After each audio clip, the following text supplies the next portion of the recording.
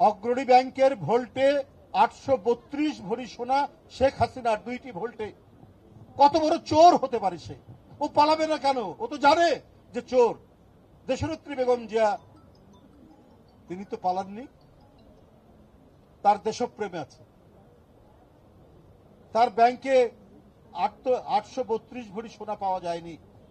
আজকে খবরের কাগজ খুলে দেখবেন 832 ভরি সোনা অগ্রণী ব্যাংকের 2 ভোল্ট থেকে পাওয়া গেছে, শেখ হাসিনার, অন্য কারো না। কত বড় বড় কথা বলতেন কি তাদের মন্ত্রীরা, বঙ্গবন্ধুর কন্যা দেশ ছেড়ে পালায় না।